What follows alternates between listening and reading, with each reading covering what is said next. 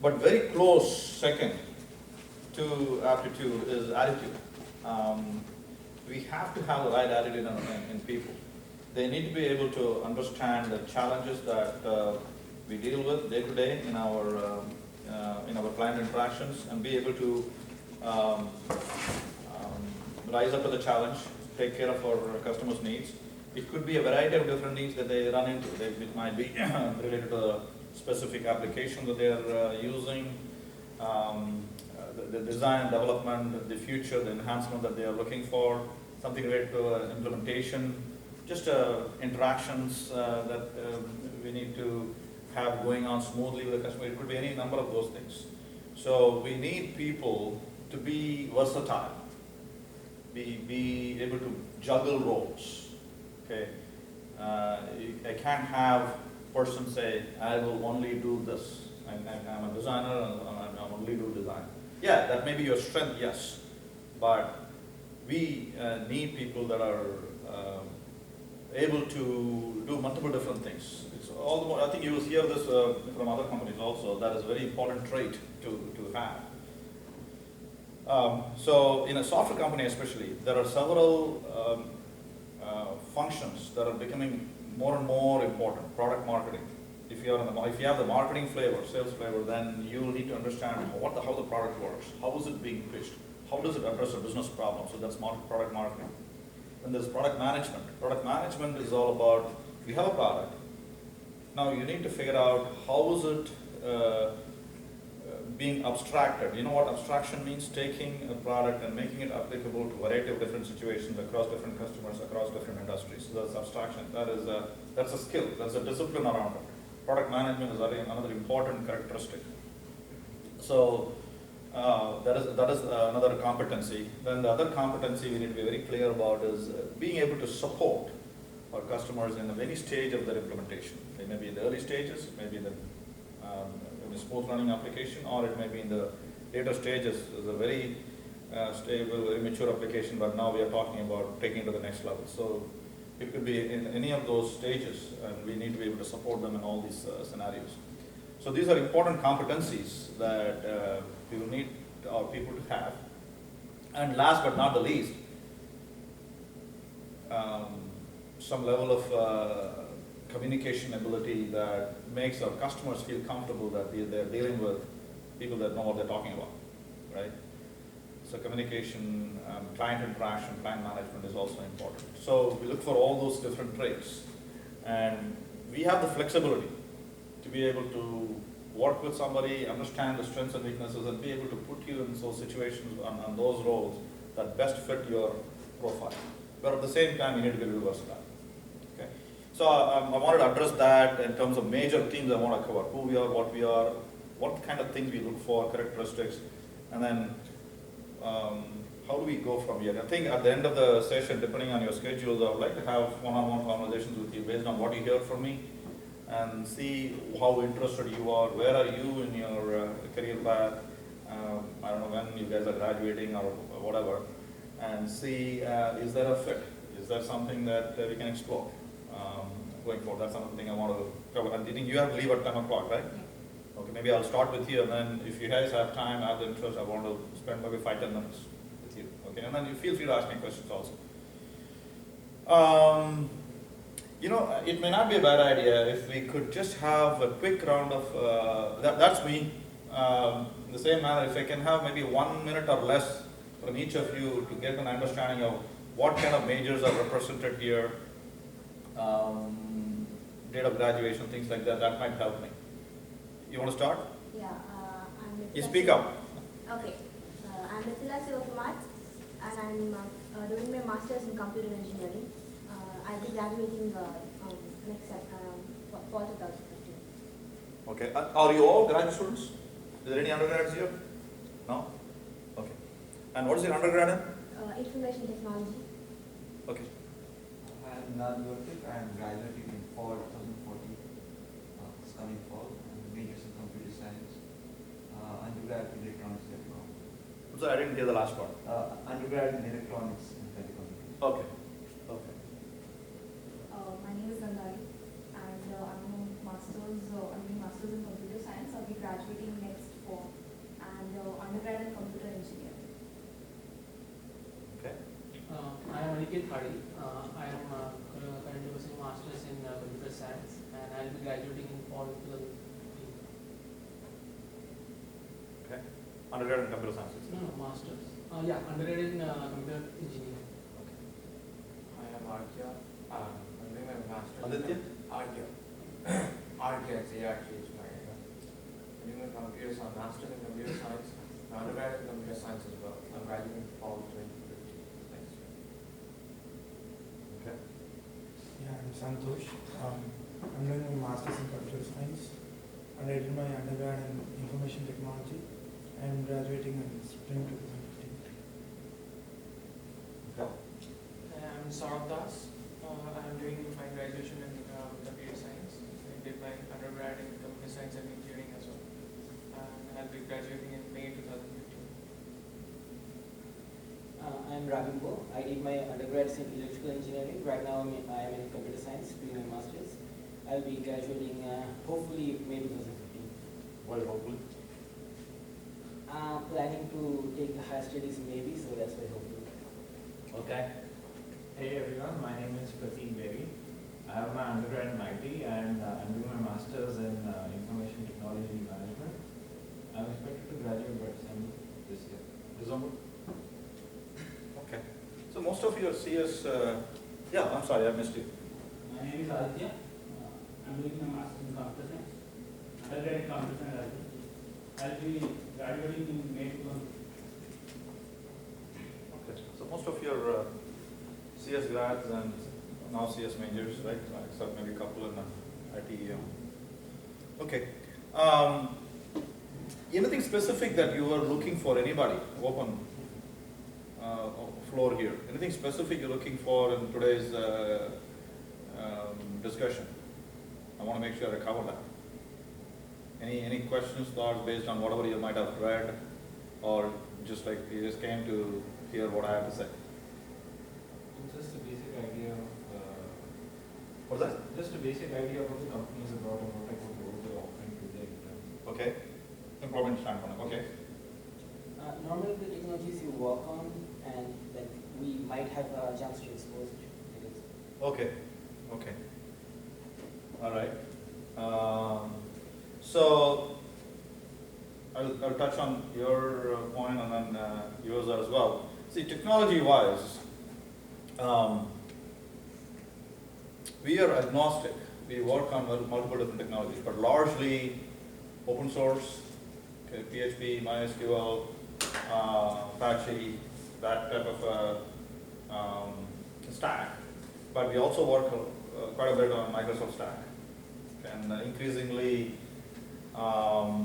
cloud, mobile, these platforms are becoming more and more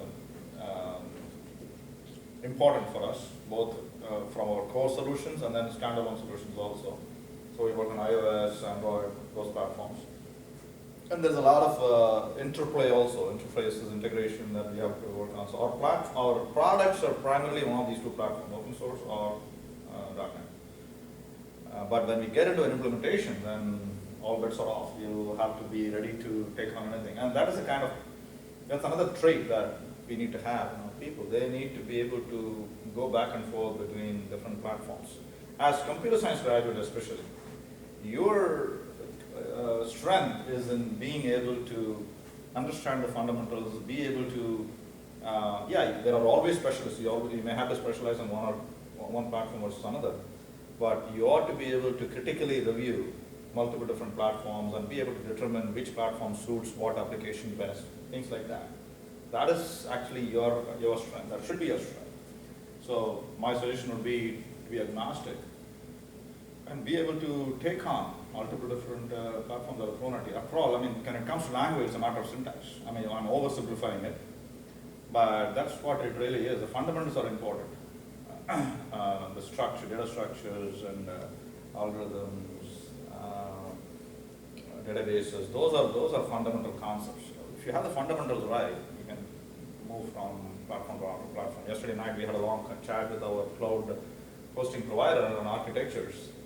And we were talking about concepts on SQL. I'm not an specialist on this. My tech team was talking to them about what is happening in the MySQL world versus the SQL Server world, and drawing parallels between the two.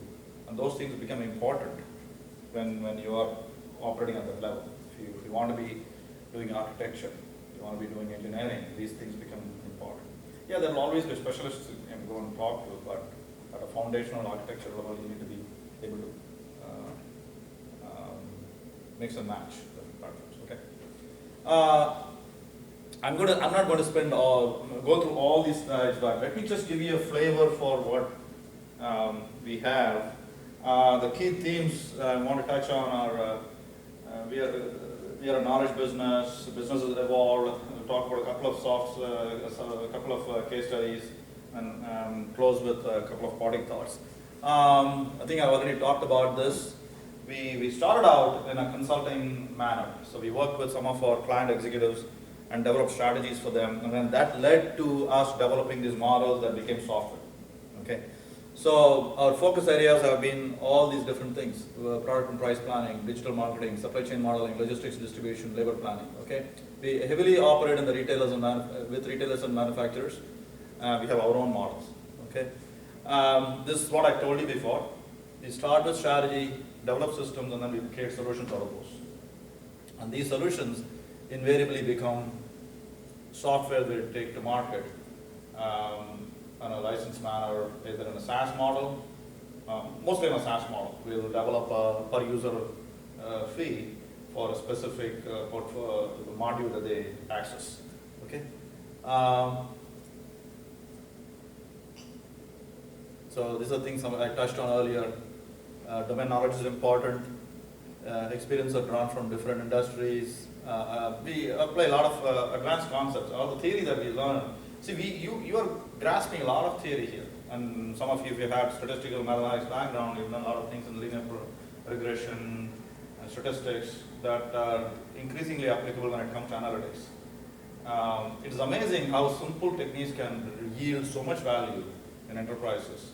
Linear regression alone, if applied properly, can solve a lot of issues when it comes to defining statistical patterns, figuring out what to do from a business standpoint, what decisions matter from those kinds of regressions.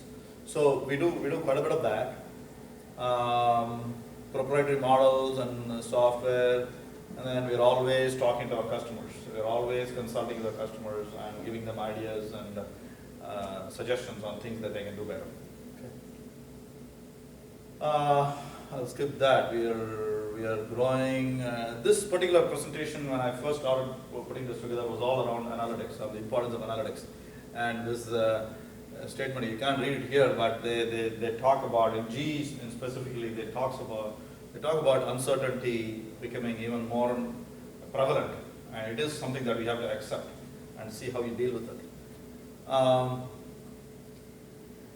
Another example of how data and analytics are playing a big role in forecasting, planning, and domains that we talked about earlier. Now we have companies that just make this their business. I don't know how many of you have heard of Splunk. Then there are other companies that have come up that just make big data as their sole focus of research. So here is a bunch of case studies that I won't be able to go through all of this, but I'll probably take one or two of these and then walk you through an example of what all we have done in that particular account. So there was a construction firm we worked with that we developed a sourcing distribution strategy for, and then we developed an operational plan for. All this is at a business and functional level. They all have technology parallels. So out of this will come a technology roadmap and solutions that we either would have already had or we'll build for them, and then we'll implement them. So this is a list of the functional areas we have touched. Okay, and telecommunication, we developed load forecasting. Let me just give you a brief idea of that. So we work with Verizon on this particular project.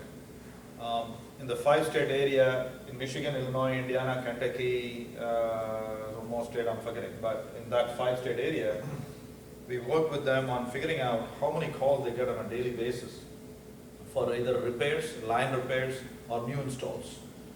And the way they would go about predicting how many calls come in was very primitive. They would look at historical data, 6 months old data, and then come up with some moving averages and say, okay, this is what I will be expecting. This is what I will probably have tomorrow in terms of number of calls for repair, number of calls for new installs. It's a very crude way of doing it. So we developed a model for them that takes into account 25 different, I might have a slide on this, 25 different factors that more accurately predicts what number of calls they can expect. Instead of saying, oh, I probably will have 100 calls tomorrow for install and 25 calls for repair, we can be more precise and say you're going to have, give or take, within a tolerance of error, 121 calls for installs and 29 calls for repair. Things like that we could do at a district level. So this was made possible by a very rigorous model we put together. And then we took that model, developed software out of it, and that's what they used. Now, the forecast level accuracy jumped up from around 60% to about 85% in that particular project. Now, that has huge business benefits because every time you sign up technicians to be available to support your services, by law you're required to pay them even if there is no work. So there is exposure, there's money out the door. If you under forecast, guess what? Your customers are left hanging there. You don't have technicians to go and do installs and repairs for them. So you lose customers. Customers walk, and that's what That's what happened. So we were able to improve the customer service experience. They measured it in a scale of 0 to 100. We were able to change it from, I think it was 58 or something. We went to took it up to 79, 80 in that range. That has huge monetary impact. Okay. Then we worked with the manufacturer on our entire product portfolio planning. Then we worked with a company, most of you know, Home Depot, on a variety of different initiatives that enables them to manage the one part of the business which is related to install services. You go to the store, how many of you have gone to the Home Depot store here? Almost everybody there. So there is a store, the big store, you can go buy screws, nuts, bolts, whatever else you want to buy from them, but then there is also another section in the front that deals with install services. If you're a homeowner, if you want to remodel your kitchen or remodel your bath, you can just talk to them and they will note down your number, and note down your name and number, and they will give you a number also, say call this number and they'll take care of you. That's all they'll do. You will call that number and that number rings a call center, and then the call center agent will talk to you and understand exactly what is it that you're needing, qualify you, and then schedule a time with you so that Home Depot contractor come and work with you, understand the details of the project at your home, at your convenience, and develop an entire proposal for what the project would look like. It's a 1 or 2 hour long conversation, okay? And these are fairly high dollar projects, maybe $10,000 kitchen remodeling project, or $25,000 bathroom remodel project, whatever it is. So that process happens, and then once the deal is done, they have to coordinate the bringing of the materials, kitchen doors, flooring, lighting, everything from different vendors, and then schedule labor that will come and install that for you on a certain date, This entire thing was done in a very loose manner. So we actually started looking at this section by section, and then we developed processes and a platform that does this in a much more systematic manner. And that's the platform. They use our platform for managing that entire flow. And then on top of it, we have an analytics to enable. This is not onesies and twosies jobs, right? Every day they get thousands and thousands of calls. Every day there are about 600 to 1,000 appointments that actually happen around the country. And there is a good 200 jobs that get sold and that we need to go and install. So the numbers are significant enough that we'll need to perform analytics. Where do we get what call from? Which area? What source brought that call? What is that profile of that particular customer in this area versus this area? What is the average contract size for this demographic versus this demographic. We have to do all those kind of things and provide management insights on how to market the services better. So all that entire thing, we did that. Okay. Then we also work with the logistics industry to help them cope with the whole area of bringing in goods from overseas, Far East. And that's also a complicated process. Large retailers have different ways to handle it. They have their own warehouses. They work with other third-party warehouses to stock product in. And the federal government, the Department of Commerce, gives retailers specific incentives on the kind of thing that happen in these warehouses. So, for example, if I'm a retailer, if I'm Target, let's say, I'm bringing in, I don't know if Target carries polo shirts, but Macy's does. Okay, so Macy's, if it imports polo shirts from overseas, you can either bring it completely finished, or you can bring it 98% finished. And then within your warehouse, you can set aside a zone and say certain activities are going to happen within that zone. And that one of the activities could be printing the polo logo here, or putting that tag on the back of the shirt, right? If that activity happens within that zone, it is creating employment for that community, for that city. So there are incentives available, such as duty will be reduced from 17% to 14%.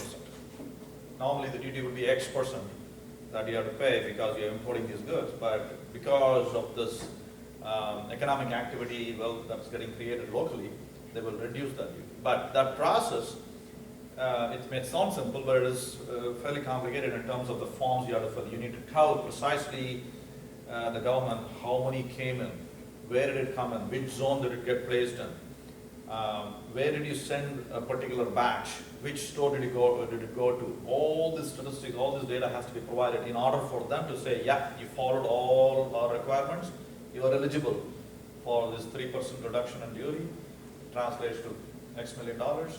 For that to happen, they have to provide all that detail to them, and there's a workflow. So we have a platform that handles that entire workflow. That's what we did for these guys. So I'm focusing more on the business and functional side. I hope I'm communicating with you guys. I'm intentionally doing that and not talking on the technology part of it, because that is very important. You guys need to understand that part.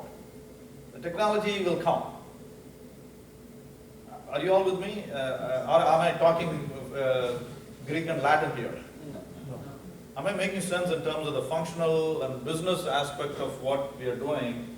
Because if you start from there, we can figure out how to develop, design, develop, deploy technologies. You have to understand that. You may not be running those businesses. You may not be heading procurement. You may not be heading logistics. You may not be heading financial. All that is fine. But you need to understand that. Especially when you're working with those guys, because you get that much more respect, credibility, and appreciation if the person you're working with knows that, yeah, this guy understands my business, this guy, he knows what I'm doing.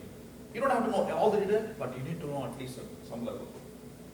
You can't say, I'm a developer, I'm a designer, that's all I know. You tell me exactly what I need to design. See, that is a different mentality. So that's where that's what I meant earlier. We look for that synergy of skill set, thought process in people. You need to have a good combination. There's a term I think that they use, techno-functional or something like that, but this is what it really means. You need to understand the business and functional domain, and then technology will come. Obviously, technology plays a huge role in everything we're doing. We are a technology company. I don't pretend to not be, I'm a software company. We are a software company, absolutely. But we take great pride, we take a lot of effort in understanding what? The business. In every situation we run into. That's why we work with the top management in most companies, like CXO, CEO, CFO, CAO, CFO, so that, and those conversations is mostly about business. And they are getting technology savvy, yes. Some of them are getting very technology savvy. They understand cloud, they understand importance of social in terms of how to develop marketing strategies and things like that. Especially the neo generation, they are starting to understand that. starting to take more and more ownership of that. But definitely business comes first, and then followed by technology. And those guys, on the flip side, the guys that don't understand technology at all are also at a disadvantage. Especially senior management that stays at one level and not able to relate to advances, because things change. Marketing, I'll give you an example. Marketing, the way it is done today, is nowhere near the way it used to be happening, 5 years ago. Guess what? 5 years ago, there was no Facebook, there was no nothing, and it was all radio advertising, TV advertising, and those were where the spend was. These were all there, but in terms of relative amount of spend in these categories were very less. And slowly, so it was, if you plot a graph between various categories, imagine a bar chart of TV, radio, paper, internet, it would be looking like this in terms of the amount of spend in each of these categories. These are all each bars, right? And these bars, guess what? These are all increasing now. So there's internet, Google, social media, Facebook, the spend in this has been increasing dramatically. We're talking 25, 30, 40% increases year over year. And those other mediums are decreasing. And you can't do that unless you understand how those mediums work. You can't sit in on your cube and in your office say, oh, it is changing, I don't know how it works. They have to minutely determine, if I change my percentage of spend on Facebook by 1%, what is the impact on my revenue? What is the impact on my profitability? Those things, it's a huge technology component, but you need to translate that to business also. So this is some more detail on the case studies of the 5 case studies I mentioned earlier. This is the way I laid it out. I first lay out the business objectives, what are the services we provided, and what the results were. There was a home builder here in Fort Worth called DR Horton. They were one of the largest builders. We worked with them to understand how their lumber supply chain worked, where they got lumber from in the Pacific Northwest, brought it to various places in California, and finally sent it to the subdivisions where they build homes. So we looked at the whole process, developed a model, and implemented a process that will enable them to shrink that amount of time that it takes from bringing lumber from Pacific Northwest to the subdivision. So we projected a yearly savings of 10% year over year, material costs, and 12% on labor. So that was the result we achieved there. This was the telco example, Verizon example that I told you about. Forecasting model had to be improved. We increased forecast accuracy. These are the real numbers. Okay. I won't go into this. This was a mid-sized manufacturer that had a lot of product assortment, and then we needed to shrink it down to something that was much more manageable, based on what is selling, what is not selling, where should they spend their investment more, things like that. So there is another discipline that comes into play here, which is product management, product assortment. So a retailer will have a whole bunch of SKUs, as they call it, stock keeping unit, that they have to constantly be reviewing and say, okay, these categories are performing well, I can keep them. These categories I probably need to retire. So that is another discipline. It's a competency. So we worked with them on developing that product assortment model for them. And we also developed a distribution network for them that enables them to bring product from their manufacturing plant to different distribution outlets around the country. This is the Home Depot example I told you about. We studied the entire supply chain operations. We developed an operational management platform, and year over year increase of 25% sales. Because these statistics are important, the kind of impact you have. This is a global trade for the logistics example I told you about. So there's a common theme. We start with strategy, develop systems, and then productize a solution. Start with strategy, develop system, productize a solution. That has been our story.